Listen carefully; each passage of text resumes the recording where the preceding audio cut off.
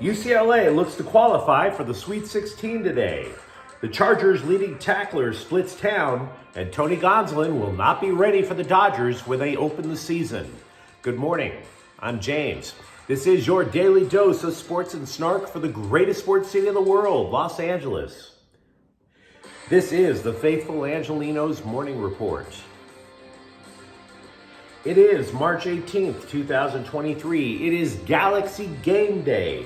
It is also where we find out just how much the relationship between the franchise and the supporters groups have frayed. We'll talk about that a little more in a moment. If you like the content we put out about LA sports, clickety-clack the like button. Clickety-clack the subscribe button. There's a notification bell. Hit that. It'll let you know we drop new content.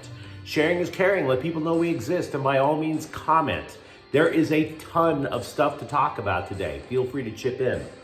Before we go through the news and notes, a look at the scoreboard. Michigan State eliminated USC from the NCAA tournament yesterday morning, 72-62. The Trojans were buried in the second half rally, which converted a USC lead into a 15-point advantage for the Spartans. Boogie Ellis, honestly, horrible game. Just 6 points. Fouled out. USC finishes the season 22-11. Dallas edges the Lakers 111-110. Anthony Davis has 26 points, but let's be real, that wasn't good. It just wasn't. LA now has the last spot in the playoff round. They are 2 games out of the coveted number 6 spot, which, by the way, Dallas has. So that was a chance to climb that slipped right through their fingers. Meanwhile, today, UCLA is playing Northwestern at 5:40.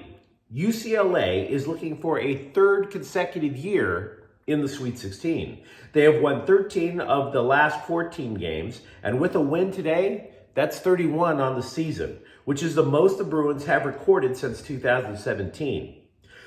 We'll talk more about that game in a moment as well. Orlando's at the Clippers at noon. 6th man Norman Powell will miss his 6th consecutive game. Vancouver plays the Kings at 7 o'clock. LAFC versus Seattle at 1. Dennis Bouanga, he's played 2 MLS games, 2 CONCACAF Championships League games, 5 goals. He's been putting up numbers. Meanwhile, Vancouver is at LA Galaxy at 7. Okay, the Galaxy have played 2 games, scored 1 goal, have 1 point. And they have earned one very pissed off fan base. There will be a protest tonight of Galaxy fans who want the removal of team president Chris Klein at Legends Plaza, which is the exterior of Dignity Health Sports Park, where the statues of David Beckham and Landon Donovan are. This protest is at 6:30. In addition to a decade of losing soccer, the Galaxy have gotten caught up under a cheating scandal under Chris Klein. They broke the rules when they acquired a midfielder named Christian Pavon a few years ago. They broke the salary cap. They shouldn't have done it. They've been hit with sanctions because of that. The protesters, after chanting and signs and all that other good stuff, will intentionally skip the game and head for a nearby sports bar to watch. If the supporters groups do not go inside the stadium, you could be looking at a pretty vacant and definitely quiet stadium for the home opener. Now, if you decide to go to the game and go inside the stadium, bring a book. What I will tell you about this, in my own arrogant little opinion, before we move on, I can't bring my kid, to a game and support a team that is okay with cheating. I can't do it. I haven't bought the new gear. I'm not going to the game tonight. I'll be going to a game next week, but that's up in Portland where I already have the ticket. So most of the money, a little bitty smidgen, maybe $1 or $2 goes to the Galaxy. But that's not supporting the team. That's actually going out to watch them. So as far as I'm concerned, if you want to protest, I understand completely. Don't blame you 1 iota. Hopefully it actually works. I can't support cheating. I can't. Now, I'm not going to claim to be an expert on Big Ten basketball, but what I have learned suggests that the Bruins are going to be the favorites tonight. I got a couple of reasons for it. One, rebounding. UCLA is statistically better at it because the Wildcats rely on three-pointers so much. Number two, even though they do rely on three-pointers, Northwestern is the worst shooting team in the Big Ten. How are they going to keep up if UCLA goes on any type of a scoring run? Right? I think the Bruins are going to score with more consistency and win tonight. But don't go to Vegas and put money on it. After all, a top seed Purdue got eliminated by a 16 seed yesterday. Jalen Clark is out for the year, but he did make an impact during his time at UCLA. He is a finalist for the Naismith Defensive Player of the Year. Here's a story that's going to sting a little. Last year's leading tackler for the Chargers, linebacker Drew Tranquill, has signed with the Super Bowl champion Kansas City Chiefs. I want to give Chargers fans a moment to bow down because that's what I do when I get kicked in the nuts. I understand. Take a breath. In a couple of minutes, that pain in the nether regions is going to subside. It's kind of like, I don't know. I've been trying to figure it out. This whole situation is kind of like dumping a girl who you think is a 6, and then she winds up dating Paul Rudd. And I bring that up because my wife got hit on by Paul Rudd. He left her a note, said they'd make beautiful babies. Keep in mind, he's Ant-Man. So I'd like to think in that sense, my penis passes the threshold of Ant-Man. I'd like to think I won that little battle. Kyle Van Noy, however, has not been metaphorically hit on by anyone in the Marvel Comics universe, and it has him annoyed. Now, what I mean by that is he posted on social media that he isn't sure that the Chargers want him back. And to be real, that's a little bit odd.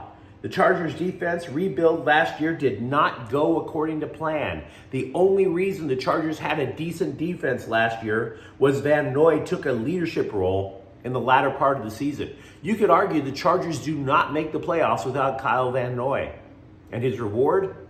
He's on the sidelines, waiting for a phone call. Do you remember how the Chargers won the offseason last year? One of the centerpieces of that win was signing cornerback J.C. Jackson away from the Patriots. And when Jackson wasn't getting toasted with the intensity of a welding torch, he was getting injured. He got injured twice last year. The latter was a blasted out patellar tendon on a non-contact injury in Seattle. Having said that, the man is focused. He wants to make a big return. He is coming along back from the injury. He is releasing Instagram clips of him jogging on a treadmill. So fingers crossed. I don't think he's a bad guy. He just had a bad year. The Dodgers have officially announced that Tony Gonsolin will not be ready for the start of the season. He turned an ankle a couple of weeks ago. They still haven't asked him to put any weight on the ankle. And it sucks for him because he earned an all-star appearance last year. He went 16-1 with a 2.14 ERA. It also sucks for him because despite that performance last year, the Dodgers rotation is a tough nut to crack. How would you like to go 16-1 and still be considered the third best pitcher behind Clayton Kershaw and Julio Urias? And oh, by the way, you have Dustin May and Noah Syndergaard right behind you, ready to move up. And the Dodgers have the deepest farm system in terms of pitching in baseball. I'm not saying Gonsolin is on his way out. I'm saying you need to keep up performing in order to stay in that rotation. And by the way, would Gonsolin actually be behind Urias if he wasn't hurt? I ask because the World Baseball Classic has not been a good thing to Julio Urias. The man allowed 3 runs in 5 innings in Mexico's opening game to Colombia.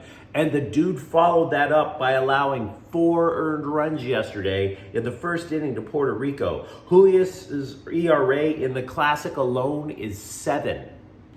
7. Tough times.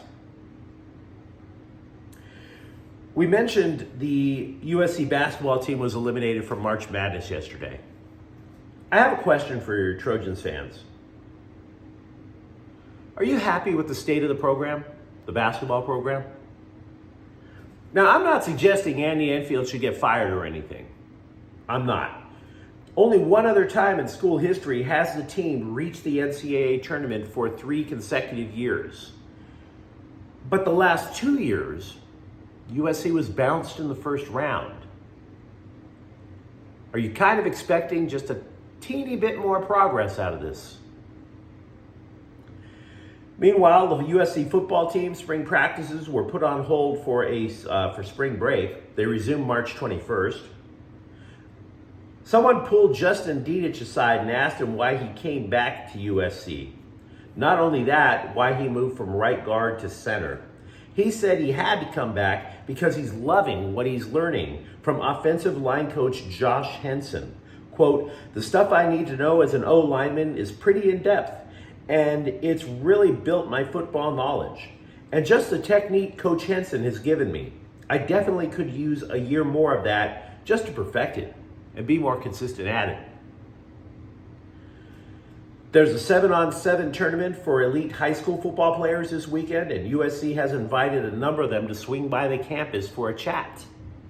11 are in the class of 2024, 2 more from the class of 2025. Now, to be clear, not all of them are supposedly available. There's a linebacker for the class of 2025 who's already pledged to Georgia, and he just wanted to see USC. 2 of the 13 prospects are listed as among the top 10 recruits in the nation. And by the way, it's also a defense-heavy contingent that'll be swinging by Heritage Hall this weekend, and that's good because the lack of blue-chip interior defensive linemen is a distinct problem for the Trojans. Yesterday, we took solace, hugged it out even, over the Rams remodeling plans. We talked about that. If you want to know the other side of the story, go take a look at yesterday's clip. But next year, we told ourselves in our therapy session, the Rams would have a bevy of draft picks and be under the cap by about $61 million. That would be 2024. But we always want to make that half-assed attempt in recognizing reality. The Rams have $52.8 million in so-called dead money for 2023. So no, they're not going to have a lot of space to try to add to this team outside of the upcoming draft, which has 11 picks, but they're all second round and later. Flurry of them in the 5th, 6th, and 7th. $2 million of the so-called dead money is going to going to left tackle Andrew Whitworth, and he retired before the start of last year. The man hasn't played a snap in over a year, and he's still getting this dead money. By the way, there's a debate going on. It is a tear down and total rebuild, or is it, as the Rams call it, a remodel? Now, I don't want to go too crazy on semantics, but here's why I would not call it a tear down. It's because they haven't been getting rid of players team-wide. It's 1 kicker and 3 really darn good defensive players. Even then, on defense, you still have Aaron Donald. Now look, if you got rid of Aaron Donald, if you got rid of Matthew Stafford, if you got rid of Cooper Kupp, you would win the whole tear down and rebuild argument. It looks to me like more what the Rams are trying to do is make a V-shaped recovery. Go from the elite down to the garbage for a year and a half, shoot back up. Sounds like a remodel to me. The Athletics' Jovan Bua reports the Lakers will not be pursuing Kyrie Irving should the player become a free agent this offseason. Instead, the Lakers are intending to bring back most of the current team. We are also getting drastically different stories on how close LeBron James is to returning. Some say it's super quick, some say it's really bad. We don't know, so I'm not trying to tell you which one. Assume whatever you like. We mentioned earlier that Norman Powell of the Clippers remains out with a shoulder injury. That's according to Coach Tyronn Lue. He said they are trying to take their time with Powell's recovery this year. Powell was also injured last year, and the return was not positive either for him or the Clippers. Quote, "Just getting him healthy is the most important thing, and we just want to make sure he gets enough games so it won't happen like it did last year when he came back for those 2 last play-in games. He had no rhythm, and it was really unfair to him," unquote. You might recall the Clippers had 2 chances in the play-in round to reach the playoffs, and they lost both. Brazilian right back Lucas Caligari, considered to be the replacement for the departed Julian Araujo, is expected to be available for the Galaxy in tonight's home opener. Manager Greg Vanny called him a very cerebral player, confident and comfortable in tight situations. Tight situations like the fan base is starting to hate the team. Well, not the players, but the franchise. That's a pretty tight situation. Chennedy Carter was waived by the LA Sparks. Now, she's played terrific overseas, but here in the United States, she just loves herself some suspensions. She was originally drafted number 4 by Atlanta. She missed a chunk of her second year due to conduct detrimental to the team. So former coach Derek Fisher sent them a first-round pick, and everybody here soon found out she wasn't exactly America's sweetheart. They suspended her as well for being kind of a jerk. This was one of 2 moves by Fisher last year to acquire players who had reputations of being lousy teammates. Both of them are now off the team. So the Sparks rebuild, which is a rebuild, definitely has to do with binging and purging the bad spirits in that locker room. But you let me know what you think in the comments thread. Let me know what you think about a potential disastrous home opener in terms of fan support from the Galaxy tonight. What are the odds for UCLA reaching the Sweet 16? And what do you think, if you're a Chargers fan, losing your leading tackler to Kansas City? If you enjoyed this content, don't forget to subscribe to Faithful Angelenos. We're talking LA sports every single day. Thank you for watching. I'm James. We'll be back with rapid recaps of MLS soccer today. Faithful Angelenos is a Corte El Queso production. Take care.